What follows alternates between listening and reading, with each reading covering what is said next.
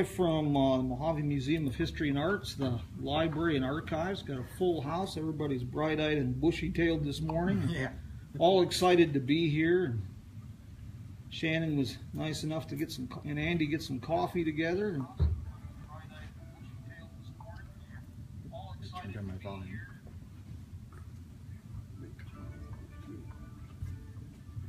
Mr. Steve. Good morning. Say hello to you. Got a new book from Bruce. Oh. Take it to me. Now, if you can read it, you're doing real good. That's right. Yes, I've got the language under mine, which is great. It's international. They need them in Braille.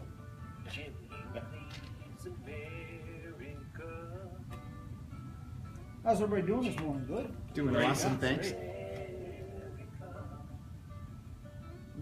Greg, we missed you last week in Tucumcari. Oh yeah. How was that? Oh, it was a whirlwind adventure, but it was good. Got a lot accomplished, and What did you do, like when you went? I spoke on heritage tourism and economic development and ways that communities on Route 66 can partner for promotion and marketing, things of that nature. And met with a group from Norway, hop-along tours, and then had dinner with them in Tucumcari, and then talked them into having lunch here yesterday, day before yesterday. Oh, very cool. Where'd you guys go? Down to Floyd and Company. What'd they think of the pizza here in Kingman? They like the barbecue. Oh, yeah. Yeah, because Norway's not really known for their barbecue. Oh, I thought he said bars. Oh. Well, Andy, this was your idea and your party, and we want to thank you for that. Where do you want to start this today? Well, just go for it. See where we end up. Well, I would like to kind of ask, or have Shannon or somebody kind of give a real short history of the museum, why it started, how it started, who started it, when it started. Short history, you say. It'll be dark out by the time we get out of here. That's awesome. So, and I don't really. That would be up to Dan Messersmith. He's been here much longer than I have, and he is the county historian and author. So he could tell you a lot more than I could. Well, Mr. Dan, looks like you got you got the buck passed. Yeah, I did a good job, I thought. That's what happened when you sit on the end. Yeah. I knew Mojave Museum was incorporated and started in 1960. It was the brainchild of,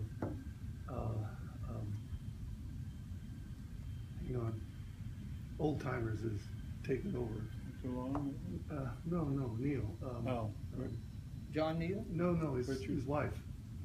oh, Gracie. Amy Neal, and she actually was the leader, although there were other pioneer, mostly women, involved in the start of it. And the original museum was just a small stone building you see at the very front of this current building. Oh, on the corner? No, right up front here. Right up front? Yeah, right on the corner. Oh, wow. The small stone building.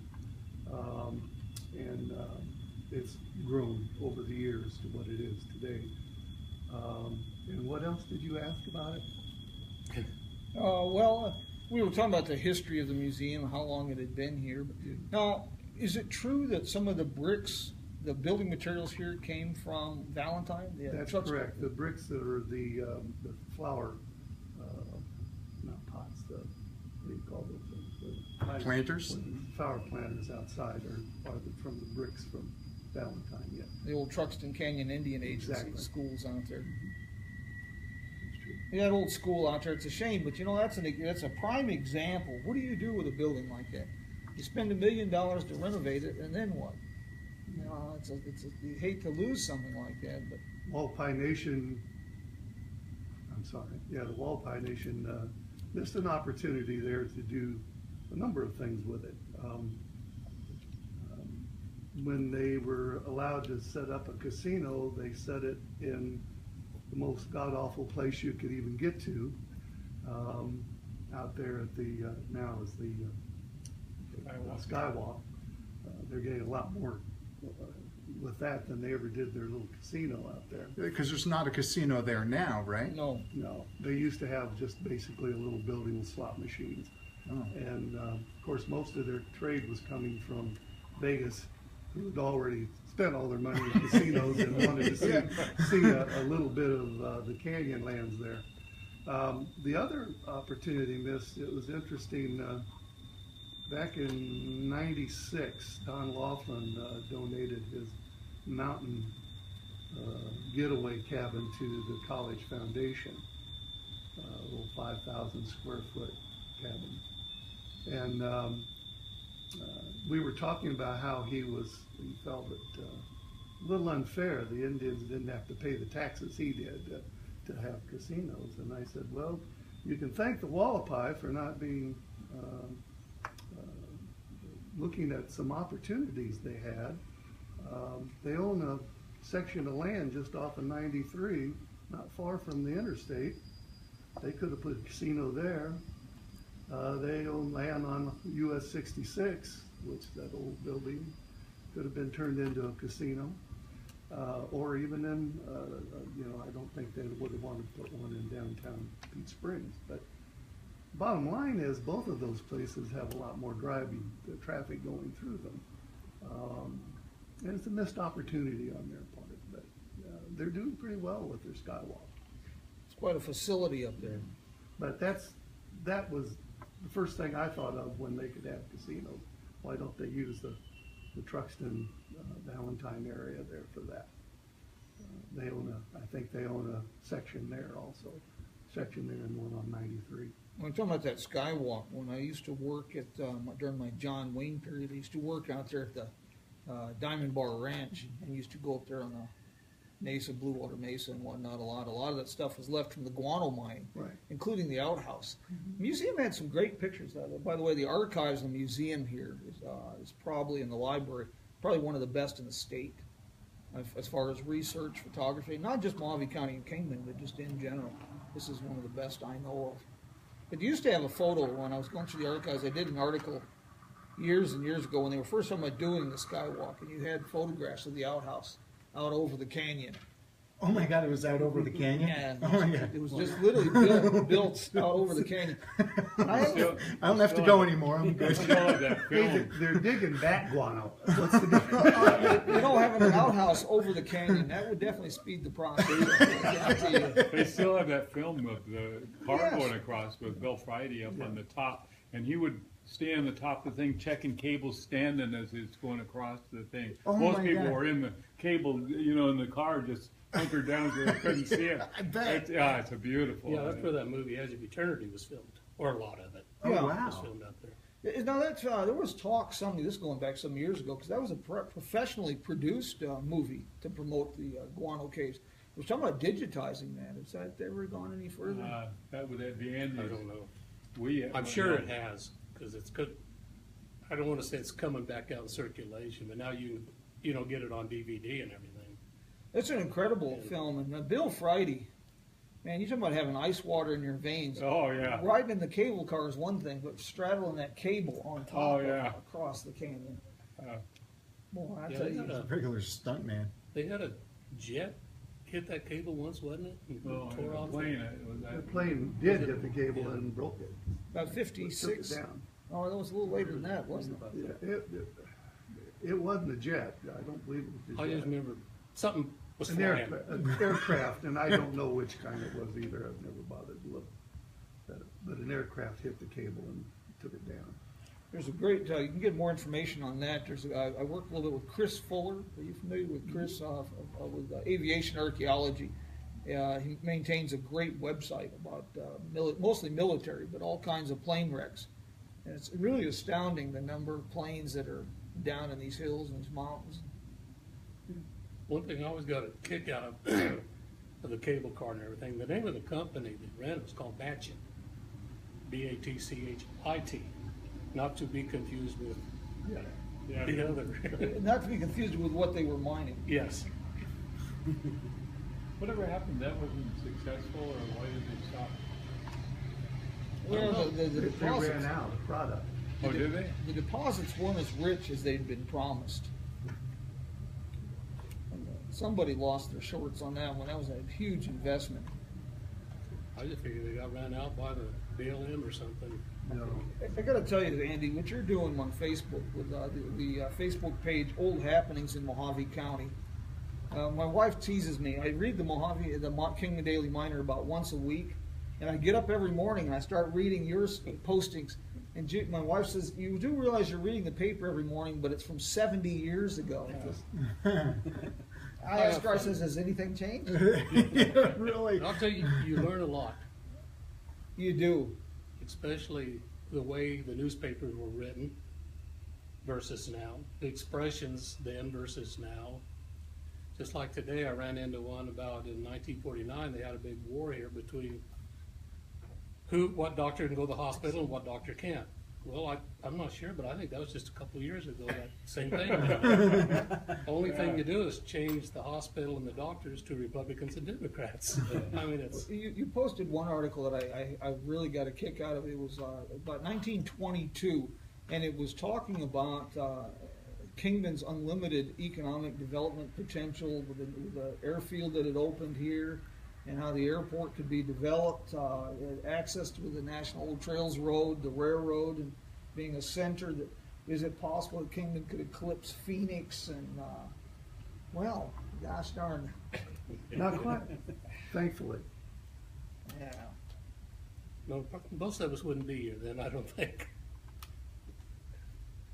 You But we put- have fun. What airport opened in, must not have been 22, it must have been later than that. Well, what was the first? 29 The is first, when- well, the first airfield was over by the cemetery. It was just a small strip. Yeah, but it was just, Just a small strip. it Yeah, that's wasn't what, really an airport. that's what they were talking about. Was that now that we have air traffic coming in Kingman, how can we develop this? And is this the future? I would have expected that once TAT came in at Right. the other airport, but. Now that terminal building for TAT is still that's part Still of there. Brown Drilling. Yeah. That's their office house. Yeah. Much change from what the. Yeah, I had a good friend of mine that bought that house before Brown got in there. Him and his wife was gonna redo it. And he said they got into a couple walls and he said, you can't believe the stuff we found crammed in those walls.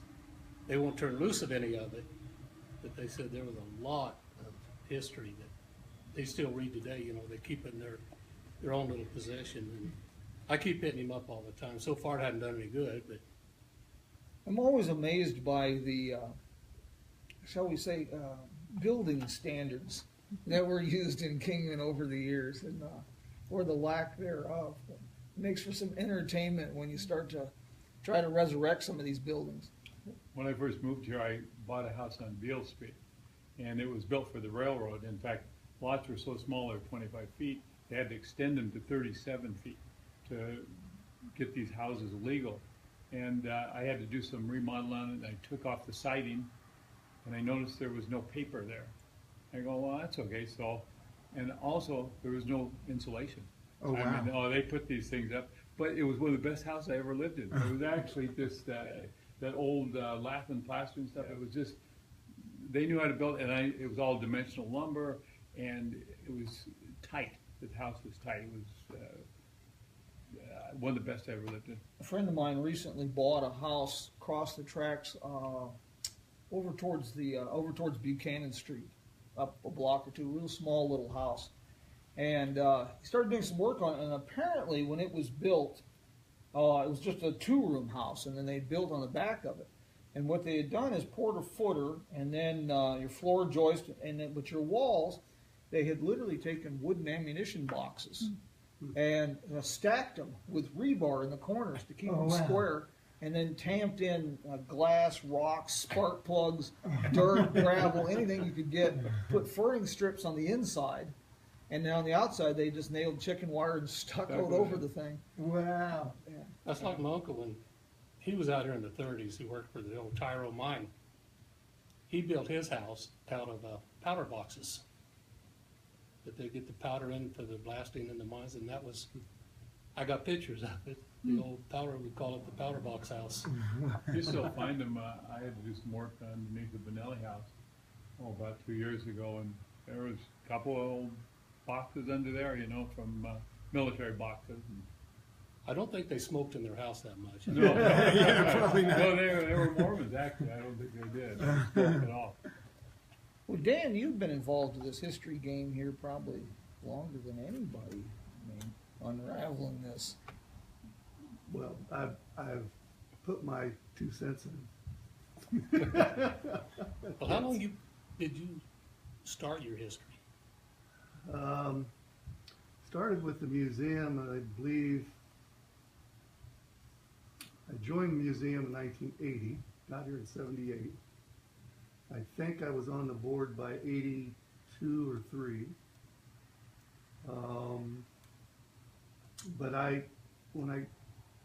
my history goes back a little further than that, not local. When I got to Mojave Community College, they were 7 years old, still in trailers, and they had no history program. And my background in education is history.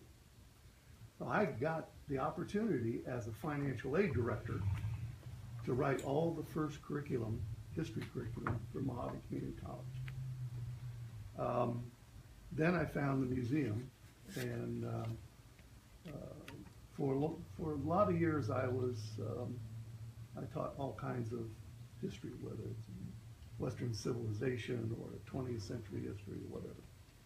But when I found the museum, it just focused me, and I migrated into Arizona history, started teaching that, learning that, joined the Arizona Historical Society,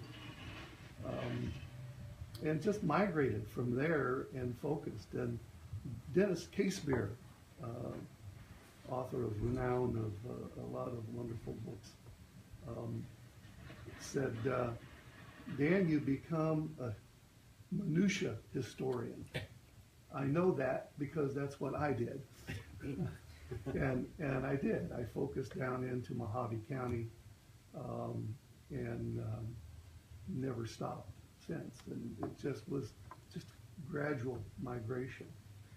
It's funny how you get into history. Mine was strictly local history, but I worked with Pat Foley for many years, and we both got downsized, and I was home one day, and he called me up and said, Andy, I'm running late on the newsletter. Could you help me out for a couple of days? Well, I don't know how many years ago that was. But he got me into the history, and I went to Kingman, or Mojave County Union High School. And I thought history was a class you took a nap in. I could care less about history. Now I kind of kick myself in the shin every now and then. Wish I'd paid a little bit more attention, but You're paying attention now, though, that's for Yes. sure. And you're getting other people to pay attention. well, That's I find fantastic. it, history's not really a bad thing to learn. We unfortunately somewhere in school we get taught that history is dead and dry as a 4-day insurance seminar, and and it's not. It's While they're tied trying in- to sell you a timeshare. Yes, it's totally relevant to what we're doing. I think you'd like this. I got this yesterday from Joanne Rummel. I've been working with her. She's been doing some, basically your role, but down in Cortland and Pierce, down in southern Arizona. And we were talking about historical research and how it becomes a black hole and you get deeper and deeper into this. She says historical research is fascinating. It's like working on a multi-level jigsaw puzzle where all the pieces are printed on both sides and there's no picture on the box cover. 10 pieces fall into place, 5 fall on the table, and 4 are carried away by the cat. Exactly, that's perfect. I That's a good found that just analogy. absolutely perfect. Yeah. Well, there's a lot of organizations here locally people can get involved in, still be like the Daughters of Mojave Pioneers.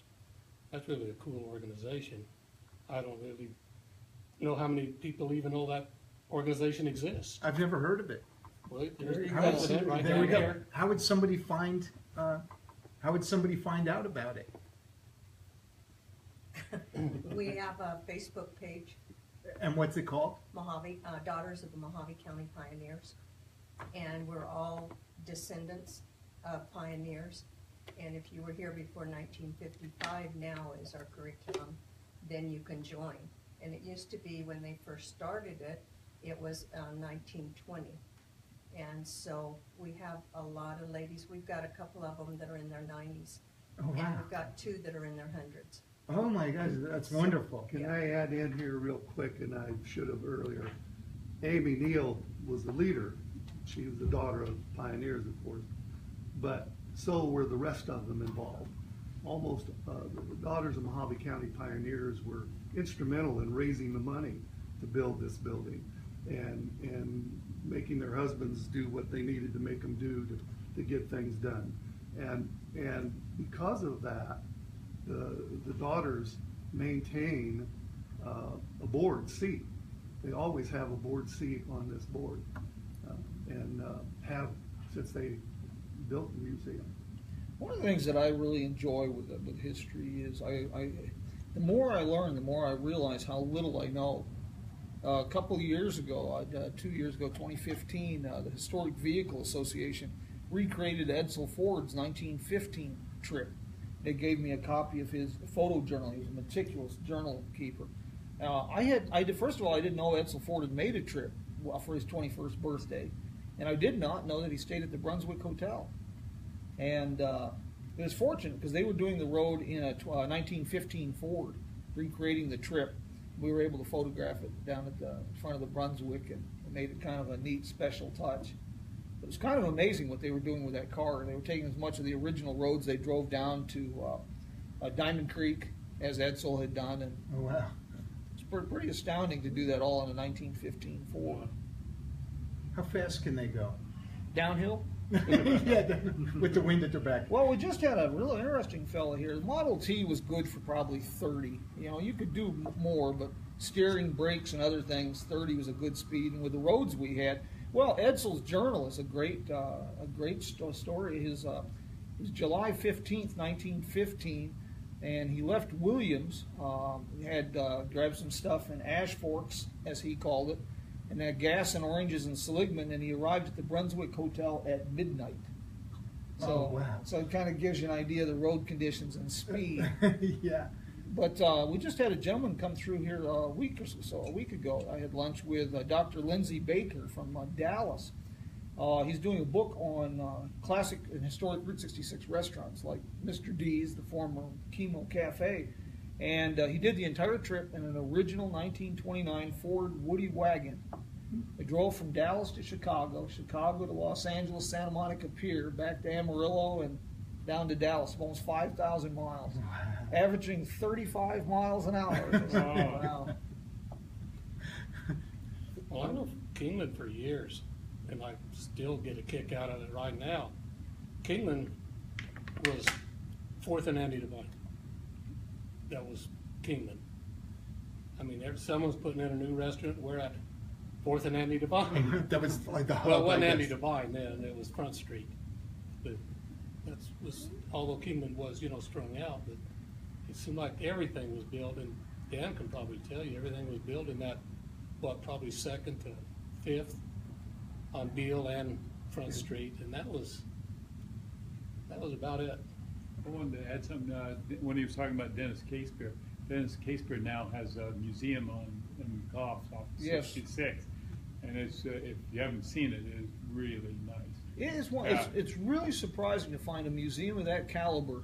I mean, Goff's isn't in the middle of nowhere, but you can see it from there. I mean, it's you got to go there on purpose. It's pretty tough. Where is that? That's Goff's is, as you go through Needles, you'll see a turnout. Past Needles, you'll see a turnout. This is Goff's turnout, and it takes the old 66, and then you just get off it just a little bit, and you'll find it. You can turn off at Fenner as well. When you're going up I-40, it says Fenner. You can take the Fenner exit. But if you want to drive 66, get off just past Needles. Oh wow. Well, just at Needles, actually, the railroad crossing there. And, but it also has a world-class library. Yeah. Oral His historian. library is just incredible. It's- Of course, you've got a long history. My wife has got I don't even know now, 4, 5, 6 generations have been here since God only knows how long. Her grandfather worked on Hoover Dam, and they were tied in with the Needles and the Fanchers down on the Sandy. And Is she a daughter of the pioneers? no, and her father, I mean, it's her dad side of the family. They had Hood's Court, Hood's Market. Bought that in the 40s, I guess. They come up from Tombstone when their place burned. And Joe, my father-in-law, was actually born in Tombstone. And his grandfather was the sheriff down there out of Cochise County. So whenever these people get together, it's like a John Wayne Film Festival. It's Oh, is that like that? Is that where you got that old pistol? yeah, I got that. I got a 41 caliber Colt that they carried down there. That's very cool. You know, another thing too is when Dan was talking about the daughters and their influence on when they started the museum, that influence hasn't ended. When the daughters come into my office or come into the thing, they have wide respect. And anything that they present to the museum board is always honored. They have, it's a great organization. Well, Kingman, you know, it grows on you. You know, of course, we were talking about generations here, and I'm kind of a relative newcomer. First time I come here was the summer of '66, and well, I say this often. When I first came here, I thought this was a place they warned me about in Sunday school, and it didn't help that my dad had bought some property sight unseen along Oatman Road down between the Sacramento washes down by the Fig Springs station. But it was so cheap. That didn't help things. And but I really fell in love with the Kingman, the history, the area, and the people the dry roasted nuts, the colorful characters, you know, like Ed Edgerton. I really got to enjoying those in people. And that was my first. Kingman's had their share of people. Colorful Yeah. people. It's interesting that you'd get here in '66. I mean, that's like kind of some kind of omen, you know. You know, almost it's weird. You can cue the Twilight Zone music at any point, but pretty much everything in my life since '59 is tied to Route 66, one way or another. Of course, there was no traffic on Oatman Road in the '60s to speak of, so I learned to ride a bicycle. My first paying job was at Ed's camp, working for Ed, taking care of his tomato garden up there, and he'd drag me around. So I learned to, you know, ride a bicycle out there, and then. My dad was one of the people who taught you to do things like swimming, you know, this kind of thing, and learning to drive. I was driving water truck and then hauling hay out of Fort Mojave on Oatman Road. And so pretty much everything in my life has been tied to this thing. Well, I'm not really a newcomer because I got here in '65. Uh-oh. In '65, I did the big move in the back of the truck from Bullhead to Kingman. I've been in Bullhead since '46, but. Oof. So I'm kind of new here. Well, you've definitely, the Bullhead's done some serious changing since '46. Yeah, and it's kind of hard to explain, but I do it all the time. Bullhead existed before Don Laughlin. Everybody down there I to this refuse day. to believe that. Well, Don's done a lot of great stuff. And I talk to people down there all the time. I said, you know, there was a Bullhead before Laughlin. Oh, no, there wasn't. Well, '66 has been pretty special to me. I've lived on it all my life, except 4 years that I was in the United States Navy. I was born on it in Springfield, Illinois. I learned how to drive on it, different routes, the bypass and some other routes of it.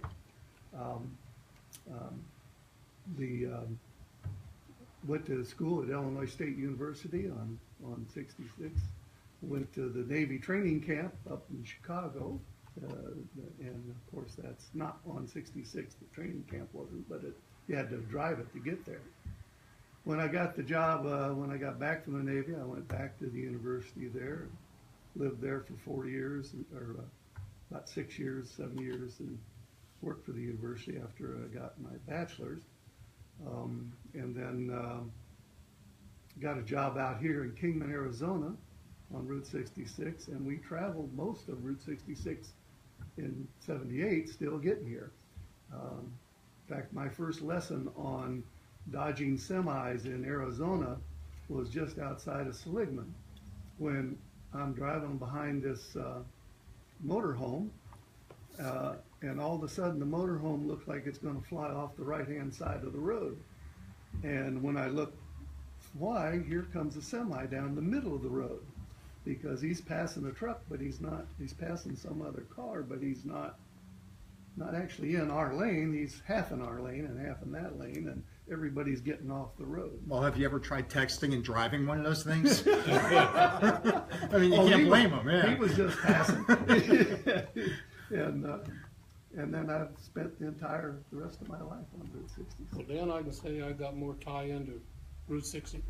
I was also born on Route 66, so maybe before you. A little. But I was just looking, there's Amarillo, that's where I was from. Although I couldn't figure out why the hell anybody would ever live in such a desolate place as Armadillo, Texas. I was quite young when I saw that. I might have you all beat. Grew up in Pasadena, Foothill Boulevard, right in and out hamburger or 66 coming right down the road. I would ask you why you left California, but I probably know. No, everybody asks, but that's not the question. They ask, why did they come here? Don't bring your California with you. That's the question. Yeah, that's important. You're welcome, but just don't bring any of that stuff with you. Well, of course, Andy and I get in these discussions a lot because historic mysteries intrigue me. And of course, this is one anybody on Dan, I've been wanting to talk to you on this. We've been talking about the traveling Packard sign that's currently up on the Old Trails garage, and we're pretty much all in agreement that it never was on the garage. But what we can't figure out is how long and if it was ever affiliated as a Packard agency. There's a couple, like say we had Roy Dutton, and of course Elmer is very sharp, and he talks about just for a short period of time that Duke was sick and relocated the dealership from 2nd Street up to the Old Trails garage, and the Packard sign went in storage. But the only evidence, and like I say, you've got to get Elmer down here with his matchbook. Yeah. He has one matchbook that has the address on Front Street. Well, I just think it's so funny because you know how car dealers work and their advertising. They'd buy the whole newspaper, but never once is Packard and Old Trails mentioned together. Yeah. I've never found one article. Yeah, and I've talked to the Packard people. They maintain a pretty strict list of dealerships, and they don't have anything on it. But in their defense, the Packard registry also does not list the Packard agency when it was up towards Lockwood's Cafe. They don't show that as being an official Packard agency. Maybe they weren't. Yeah. Maybe they just bought Packards and brought them in and sold them. Yeah, or it could have been Packard repair facility and that. Yeah. Maybe have a little contest, and we could put it out there for the public if they can find out where the Packard was or wasn't here in Kingman. They get a Packard. They get a Packard, or they get I'd like one. They get a year's membership to the museum. There's another way we could do this. We could take the role model from the Oatman Hotel with the Clark Gable Carol Lombard honeymoon and just tell the story long enough, and maybe somebody will believe it. Kingman has a bunch of stories. The one that I just get such a big kick out of, and I think I've told you about this, is the Kingman swimming pool, the one on Grandview. Well, it was financed through slot machines, and that was years ago. Well, then quite a few years later, the Arizona State Attorney General's office is doing an investigation. Wait a minute, how come the sheriff at the time, which I don't know who it was, even knew about it and let all this go through? But it was the typical thing back then, the papers to get your interest, but never quite in the story. So I don't know whatever. Obviously, they didn't repossess the swimming pool. We can easily find out who the sheriff was. Oh, well, I didn't want to bring up any names. But I always just get such a kick out of that article that, well, let me see. Kids are swimming in slot machine money, huh? Let's go back to the Oatman Hotel. I actually believe that those people could have stopped there, whether they did or not. Yeah. Because they did go back to California, and they would have had gone that direction. Well, back in those days, they didn't have comfort stops on the freeways. They didn't have anything but little towns to stop at. Mm-hmm. And rich people, and they were rich people, could stop at any hotel they wanted to, rent a room, refresh themselves, do whatever else they wanted to do, and then leave. And I've always thought that maybe they did that. that maybe they stopped there for a comfort break and clean up from driving through the hot weather or whatever. But, and from that is where that came from. I don't know that that's true, but it's a lot more reasonable than saying they honeymooned there. Well, the paper Yeah. said that they actually left here, and Clark Gable told this to their attendants at the wedding, which was Howard Cate, which was a school teacher here, They went through that Boulder. they were leaving here, and they had to get back, and they went through Boulder, and they had to be back to Hollywood at 7 o'clock the next morning because he had a radio interview he was doing, I think, Gone with the Wind at the time anyway.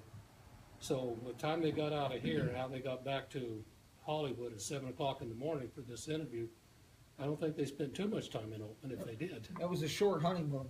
Yeah, Very well, it wasn't. If at anything, it was Yeah. it was a comfort break. But and maybe we don't know. Well, I don't know. They have a date on it. I don't remember. 39, March of 39. Yeah, but they don't have a time stamp. They could have stopped there on the way in. Yeah. That's what gone a out lot by of people Boulder. think when they come through there, they went through Oakland. Because I guess Clark Gable used to come into the Oakland area years ago because he was quite a gambler. And he loved to come through there and get the old cronies and play whatever it is they played back then, I don't know. So they could have stopped there before they got to Kingman. And if they went back through Boulder, it could have gone either way. But their agent, I found something by their agent that indicated they were back in California. Yeah. Well, we had a book brought in here by, I can't think of his name, but he did the research on Carol Lombard on her plane wreck. And of course that went right into the Oakland fiasco, and he brought the book in here, and I kind of asked him, he said, no, all the research he has done, they never, like you said, whether they stopped there or not, nobody will know. Yeah. But you can't really say that they did their honeymooning there. But, you know, if they want to say they are, Yeah. I can tell you, you know, that Elvis spent the night at my house one time too. Yeah, but we do get celebrities through here. Oh. It's very interesting.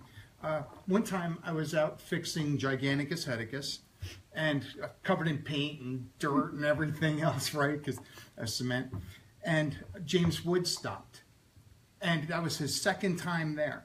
And so, and that blew my mind. I have pictures of he and I on my Facebook page, and we're doing this in front of Giganticus, and it was really cool.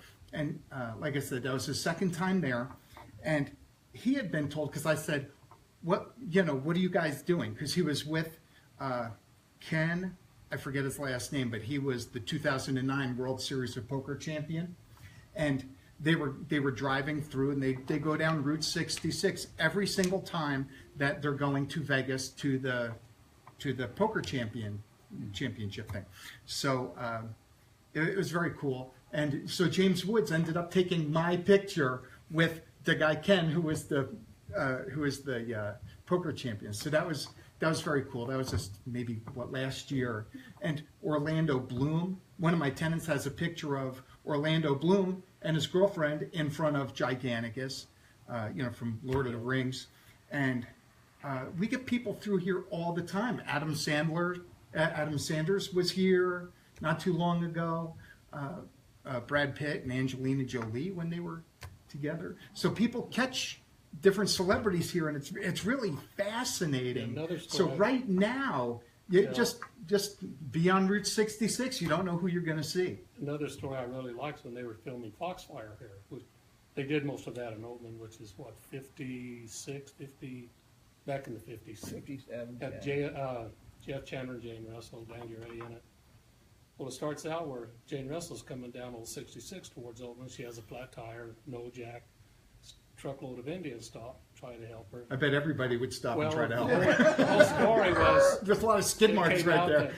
that the woman, the Indian, says, "You know Jack? We know Jack. What's the diff?" But the driver of that truck was an Indian. When they brought it back here to do the premiere of the movie, he was in jail, and they let him out of jail for the time so he could go watch the movie. Oh, wow. Well, this is I'll be, and this young lady helped facilitate. I'll be speaking here, I think it's 23rd of September, about the tourism. Kingman being a stop on the way to. Kingman's always been a stop on the way to someplace. Even in the song by old Nat King Cole, it's about being a place to stop on the way to. And I mentioned Edsel. You know, it's amazing the people that have been associated, stopped in Kingman And also from. and from Kingman. Yes, They were leaving, you know, instead of coming out this way, they were trying to get out of Vegas. Mr. Grantham, Yeah. the ball player. That's why we have to keep building this town. We need more businesses, more everything, more jobs. Because when you mentioned Bullhead before, it was something before Don Laughlin got there. Look how big Bullhead is now compared to where we are. Look how big Lake Havasu is compared to where we are now. Look at Bullhead's airport, for God's sake. And then look at ours. Why isn't ours shining like that? These are the questions that need to be asked, and these are the solutions need to be found for these things. This town needs to, But it could be worse. It could be Needles. yeah. Well, I always tell I'm not everybody, touching that one. my time in Bullhead went from cattle guard to cattle guard. Yeah. And people say, well, what the hell is a cattle guard? I've got a question for you. Speaking of Needles, California. Oh, I was doing some research a while back on for a book project, and I have to be real careful because, especially if I cut my place like this, I'll just end up down some rabbit hole, and it's not even related. But I-40, when they started surveying and work on I-40 in 60, I think it was 60, 61, was really intriguing. One of the initial survey ideas, and they started surveying, was for I-40 to basically run Coyote Pass, down Highway 68, Union Pass, and cross the river near Davis Dam, and then tie into I-15 over by Baker, California. And if you look at it, that's almost a straight line. Why did we put this huge loop down through Yucca Needles and It's and pretty cross easy the- to answer. Well, I know they had 2 grades, but Didn't one of the presidents, again, this has come from my old archives up here, says when they were doing the interstates, there would never be a straight road for over X amount. You gotta put a turn in it, otherwise people will run off of it. So he says if the road is straight for 10 miles, 40 miles, I don't know what, that he wants a turn in it. So people would wake up and, but I don't know if that was that. That ain't it. It was, I would say my it guess was would be just- the grades. You know, like No, none of those. I like my People note. named Charlie McCarthy and Dick Waters, and a number of other prominent business people in Kingman, Arizona changed that grade. well, I'll tell you. And they fought very hard to get it, to make sure it came right through the middle of Kingman. Well, it would have on this too. It would have come in basically where it does now. I'm not too sure. The survey the paperwork and stuff I found didn't talk much about east of Kingman, but it would have had to come through Kingman if it went through over Coyote Pass. But the one family, you mentioned prominent political, situations. The one family that really fought that tooth and nail was the Claypool family in Needles. Yeah. That fought really hard having I-40 going up that far north of Needles. Bill Claypool had a lot of influence in a lot of things, particularly water rights. There were 2 other alternative routes for Interstate 40 as far as I know. One was actually further north. It would have come through somehow, followed 66 near, not quite at Peach Springs, but we're going to come through and cross where Dolan Springs is, and then connect possibly with what 93 up to Vegas. That was one route. Then the other route was coming in where it came in, but it was going to divert itself to the south around Kingman and go on to Needles, as it does. It was gonna cut across here in the south, not go through town. And that's basically what the Charlie McCarthy and others stopped. Interesting side note, when it finally tried to open the interstate, it was delayed by 2 weeks, I think, because Charlie who was then in charge of whatever was in charge of ADOT, but in charge of the roads. They misspelt Beal on one of the signs on the south of town here, left the E off, and he refused to let them open the interstate until they corrected that sign. Now that's power. That's a little bit of clout right there. But they worked really hard to make sure Kingman got the interstate right through the center of it. What's we got about time to wrap this thing up, but what's your favorite thing that you've discovered that really surprised you, Dan? Is that? I mean, that's a real open-ended. Yeah, no, everything surprises me. I've learned so many wonderful things about this area in Mojave County and this area and the Kingman. If you'd asked me earlier, I had something on my mind that I wanted to say and I forgot what it was, but that's easier for me to do nowadays. One thing, no, there's not one thing, there's just too many things. I guess I'll get to something a little more modern. A fella that gets forgot in this whole Route 66 resurgence. And it kind of bothers me that he's forgotten. And that's Jerry Richards. You folks know who Jerry Richards was? No. Yep. Jerry Richards owned the Quality Inn. He owned a hotel or motel in Phoenix, maybe a couple more. Had an airplane, flew back and forth. Jerry Richards had an idea. The idea was, you know what, if we could bring back the Route 66 Association, we could probably help our economy here. And I'm a hotel owner, and that would help me a great deal. He called in a few people in town, who sat down, discussed it, said, that sounds great. And they proceeded ahead, and Jerry went out to the communities, like Seligman. He went to Ashport, Seligman, Peach Springs, Oatman, Topop, and reached out to them. And he was smart enough to know that he had to get them to buy in. So he went out and he talked a leader in each of those towns to be an officer on this new organization. And he would be the general secretary and take care of the paperwork. And he did that. He did it behind the scenes, and he gave all the allocates to the people he got joined. And now they take a little bit more credit for it nowadays than they should, but Jerry Richards did that. Jerry Richards then, unfortunately, flew his plane into a mountain coming back from Phoenix.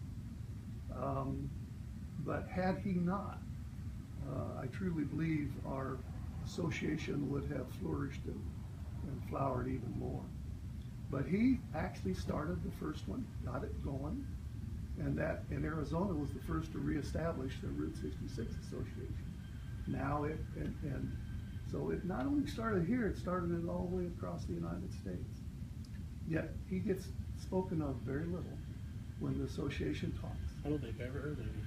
Well, There you go. Yeah, no, he was instrumental. And the only reason I know that is I was one of those people sitting there at the table, and I wrote the historic background to get it designated a state historic highway.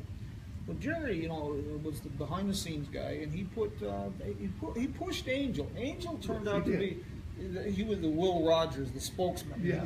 Jerry realized that Angel was needed to be the focal point, and he put that out there. And of course, the Arizona Association, Route 66 Association, became the template.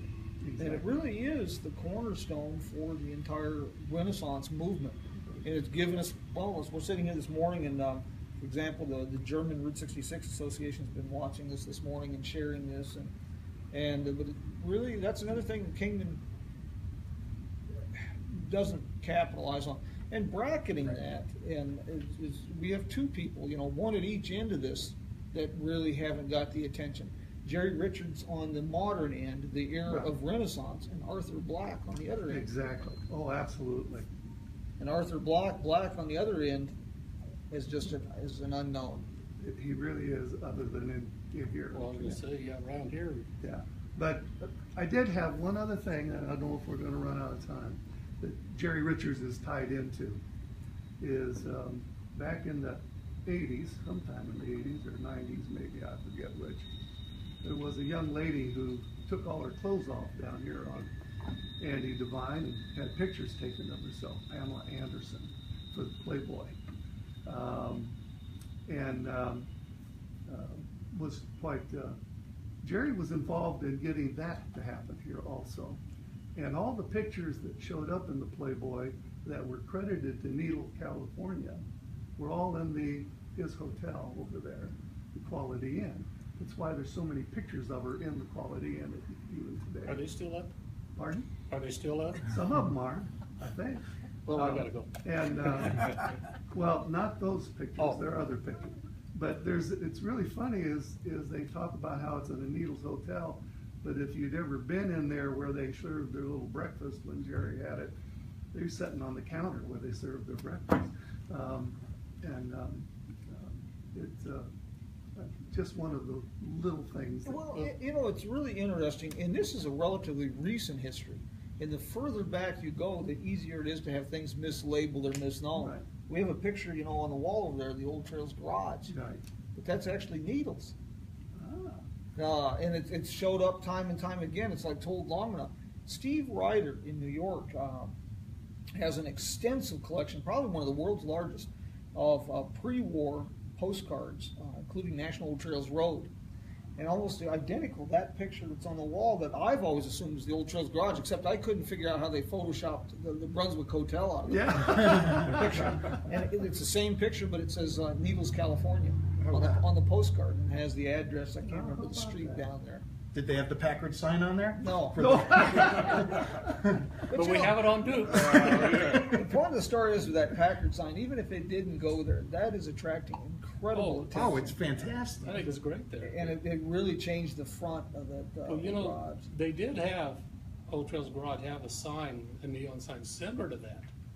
But if you blow it up, it says Chevrolet. I mean, it's, from a distance, it looks just like the same sign. Well, I was real surprised. One of the other things that you had posted, Mack trucks associated with Old Trails Garage. Mhm. I think that was 20 or 21. It's just there again. The more you know, the more you realize how little you know. Well, I know, what was it, 48, 49, we're finally getting Jeeps in here. Yeah, I was reading that this morning. Of course, you can read the Jeep logo in the alley on the Old Trails Garage behind there. Well, Shannon, thank you for doing this morning. Before we leave, anything besides invite people down here to the museum? It was Andy's No. idea, and I wanna see something extra in my paycheck. I'm really happy that we pulled it off, and good.